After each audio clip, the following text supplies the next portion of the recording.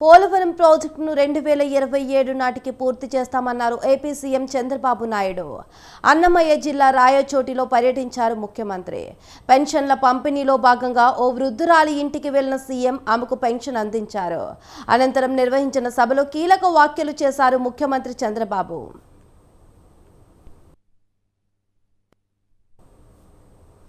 గత వైసీపీ సర్కారుపై తీవ్ర స్థాయిలో ఫైర్ అయ్యారు ముఖ్యమంత్రి.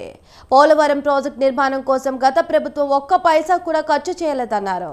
పైగా తనపై తప్పుడు కేసులు పెట్టారని వ్యాఖ్యానించారు. వైసీపీ పాలన వల్ల డయాఫ్రమ్ వాల్ నిర్మాణ ఖర్చు పెరిగిందని ఆరోపించారు. ఎట్టి పరిస్థితుల్లోనూ 2027 నాటికి పోలవరం ప్రాజెక్టు నిర్మాణం పూర్తి చేస్తామని ప్రకటించారు సీఎం చంద్రబాబు.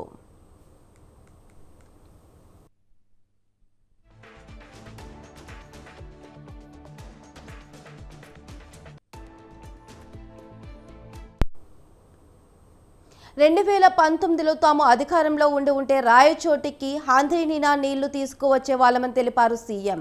వైసీపీ పాలనలో ఈ ప్రాంతం ఎడారిగా మారిందన్న ఆయన ఇక్కడికి నీళ్లు తీసుకువచ్చి ఉంటే రాయలసీమలో అద్భుతాలు జరిగేవన్నారు. వీలైనంత త్వరలో టెండర్లు పిలిచి ఆంధ్రీనీనా ప్రాజెక్టు నుంచి నీళ్లు వచ్చేలా చూస్తామన్నారు ముఖ్యమంత్రి చంద్రబాబు.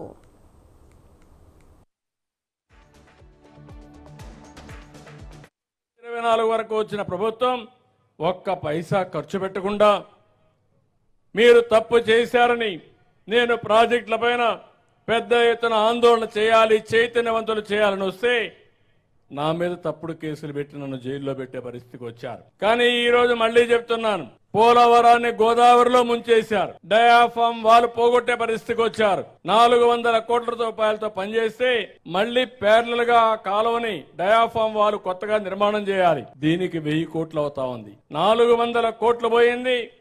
ఇప్పుడు అదనంగా 1000 కోట్లు ఖర్చు పెట్టే పరిస్థితికి వచ్చారు. ఢిల్లీ కూడా కాలయాపన 5-6 సంవత్సరాలు అయ్యే పరిస్థితి వచ్చింది.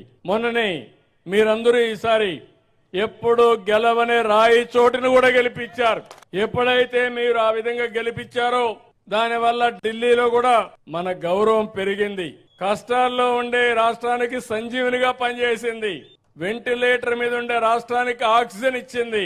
అందుకే ఈ రోజు గర్వంగా చెప్తున్నా, పోలవరానికి 12,000 కోట్ల రూపాయలు శాంక్షన్ చేశాం. 2027కు పూర్తి అవుతుంది.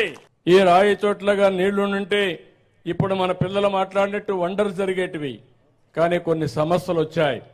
ఆంధ్రీనీవా నేను గాని అధికారంలో ఉండుంటే 1920కి ఈరోజు ఈ కాలువ శ్రీనివాసపురం నుంచి అడవిపల్లికి వెళ్లి చిత్తూరు దగ్గరికి వెళ్ళుండేది. 5 ఏళ్లయింది. ఒక్క పైసా ఖర్చు పెట్టలేదు. ఖర్చు పెట్టకుండా ఈ ఎడారి ప్రాంతాన్ని ఎడారిగా మార్చేసే పరిస్థితికి వచ్చారు. ఈ సంవత్సరం నేను మొన్నే టెండర్లు కూడా పిలిచాం. ఆ నీళ్లన్నీ తీసుకొస్తున్నాం. ఏదైతే తంబళ్లపల్లి నుంచి నేరుగా ఒక కెనాల్ ఇక్కడ రావాలి, శ్రీనివాసపురం రావాలి.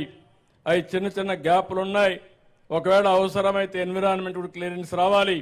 అక్కడి నుంచి నేరుగా సంబేపల్లి మీదుగా నేరుగా ఇది మళ్ళీ అడవిపల్లికి వెళ్తుంది. అక్కడి నుంచి నేరుగా చిత్తూరుకి వెళ్తుంది. వీలైనంత తొందరలో టెండర్లు పిలిచి ఇది పూర్తి చేస్తాం. ఇది పూర్తి చేస్తే